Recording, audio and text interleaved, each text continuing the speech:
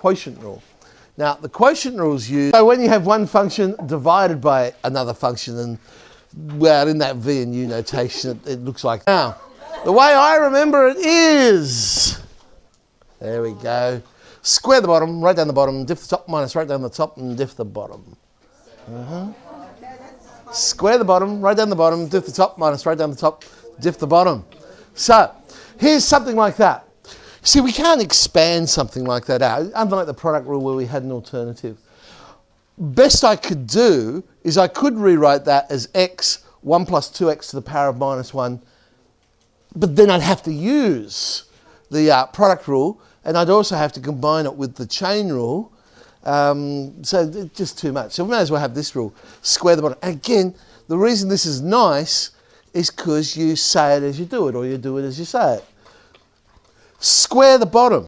So the bottom, 1 plus 2x squared. That's it, bottom's done. Everything else happens on the top. So write down the bottom, 1 plus 2x, diff the top. Oh, differentiate the top, we get 1. Minus, write down the top, oh, x, diff the bottom, we get 2. And so tidying the top up, 1 plus 2x minus 2x, there it is, 1 on 1 plus 2x, all squared.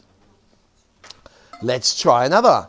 2x on the square root of x squared minus 4. Well, I am going to have to convert the bottom eventually.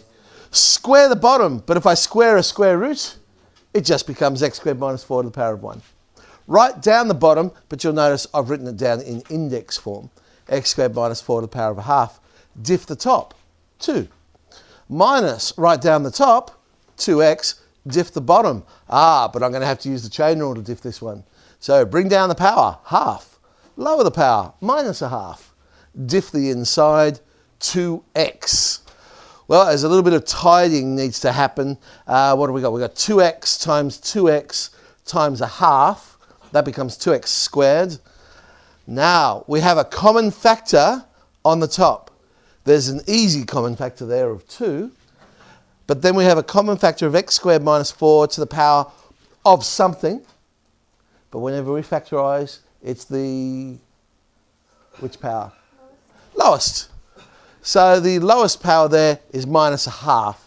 So if I factorise out the 2, factorise out the x squared minus 4 to the minus a half, the first one, well, it was positive a half. Remember, factorising is division. So we subtract the powers. A half minus a half is 1. So I'm left with x squared minus 4 to the power of 1. Minus, and the other one I'm just left with x squared. Okay, now we'll tidy up the x squared minus 4 minus x squared. That's minus 4, but times the 2 we get minus 8. And the x squared minus 4 to the negative power, that's gone on the bottom of the fraction. And there's the square root of x squared minus 4. Look at that, is that not a thing of beauty or what? That's just wonderful. It's absolutely wonderful. Okay. Now I'm going to let you in on a little secret. The reciprocal rule. You will not find this in textbooks. No, this was a secret given to me when I was in year 11 by the great man I was talking about the other day, Mr. O'Shea, great man. And he shared it with his classes through the years. So only his classes have ever known this. Oh, other than mine, of course, because then I tell them too. So it's a little secret. Saves a little bit of time. When you're differentiating something with a constant on the top of the fraction, it's simply minus the derivative on the function squared. Minus the derivative on the function squared. So if I want to do 1 on x squared, okay, I could convert that to x to the negative 2 and do it using indices. I could use a quotient law. You know, square the bottom, write down the bottom, do the top, must write down the top, do the bottom. But because there's a constant on the top, all I have to do is say minus the derivative on the function squared. Minus 2x on x to the power of 4, the x's cancel, minus 2 on x cubed. So minus the derivative on the function squared. Now, 6 is a constant, of course, on 4x squared plus 3. Minus the derivative on the function squared. But just like all those other bits of calculus, when there's a different number there, we just multiply it by that number. So the derivative on the bottom of this one would be 8x.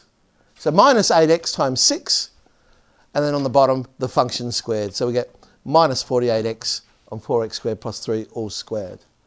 So it's for the specific case when there is a constant on top, but it saves you using the full quotient rule, as it's very, very quick if you do it that way.